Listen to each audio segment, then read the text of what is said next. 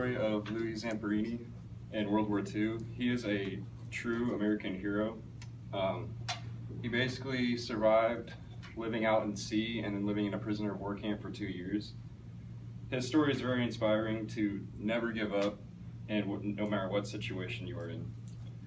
And the reason why you should listen to this is because, or the reason why I'm credible for this is because I've read the book and watched the movie, and I also am very fascinated with World War II. So I'm first going to be talking about how his background life, and then when he was surviving out on sea, and then also when he was in a prisoner of war camp.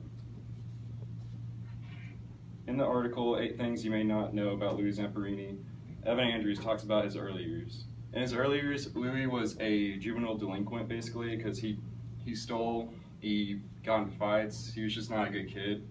And his parents, they didn't know what they were going to do with him. And then finally his life changed when a group of girls he was like a ladies' man, so he'd like listen to whatever girls would tell him to do, I guess. But they convinced him to join the track team. And ever since then, his life has changed dramatically. Immediately when he joined the track team, he broke the high school record in 4 minutes and 21 seconds, which is really good for just starting off. And then he made the Olympics straight after high school, and where he met Adolf Hitler actually right after the Olympics, and Hitler actually complimented him, but that was like before anyone knew like what type of person he was, of course. So then the next time he tries to make the Olympics, it gets canceled because that's when World War II starts. So eventually, right after that, Pearl Harbor happens, and when Pearl Harbor happens, him, just like most other guys his age, join the war. In Megan Gambino's article on Smithsonian.com, she tells how the Green Hornet, which was his bombarder airplane, crashed and he was stranded for 47 days. The plane crashed due to engine failure. It was not shot down. The engine just broke down, and him and 2 other people on the plane survived while there was like 14 people on the plane. So basically their plane crashed and they made it to a raft, and they were just stranded out on sea for about 47 days in total. To survive, they had very limited water. Sometimes when it rained they would collect it, but other than that, they had very limited water. They ate albatross, or like they caught as many albatross as they could to keep them going. And then on day 26, when they saw a plane, and they were trying to get the attention of the plane, but eventually they saw that it had the Japanese circle on the side of the plane, and then that's when it started shooting at them. So they both like hid in cover. Well, they couldn't really hide anywhere, they were in a raft, but the plane somehow missed, which no one knows how, and it didn't turn around to come back and get them, which they were really surprised about that. So then they were still stranded out on sea though.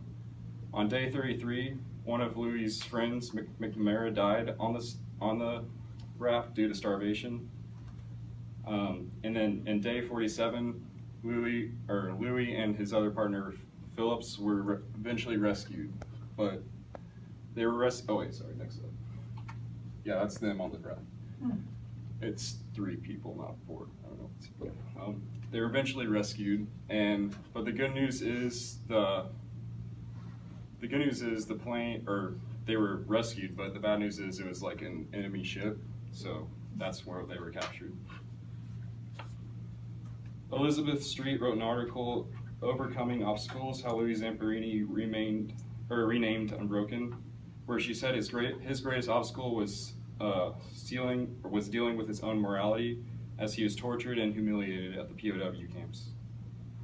She informs that Louis brought a lot of attention to himself at the POW camps because basically they found out that he was a famous Olympic star. So he brought a lot of attention to himself to where the guards basically just treated him cruelly and unfairly the whole time. And the main guy who treated him unfairly was a guy named Watanabe, and his nickname was the Bird. So That's him. It's a little blurry, but he was a sadistic prison guard that tried in every way just to make his Louis's life really bad in the POW camp. In another article, Anna Pukas tells how Watanabe ordered 220 other POW prisoners to stand in a line, and Louis had to stand still while they just punched, or each got one punch in the face. And halfway through, Louis was almost like broken down, and so he ordered it to stop. That was just one of the terrible things that he decided to act on Louis. He had, by the time at the end of prisoner of war camp, he had diseases, he was starving, and he was beaten every day. And basically, the war was getting close to an end to where the Japanese knew they were going to lose, but the prisoners still said they would kill them if they decided if they were going to lose. So to think about like his will to live, even after he said that, is amazing. So even through living hell, Louis still manages to not be broken and keeps fighting for the will to stay alive. Louis never accepted defeat, even with all the unfortunate circumstances. His will to stay alive after enduring hell almost every day for 2 years is really inspiring. In situations where everything defies hope, Louis seemed to have unbelievable hope to survive it all.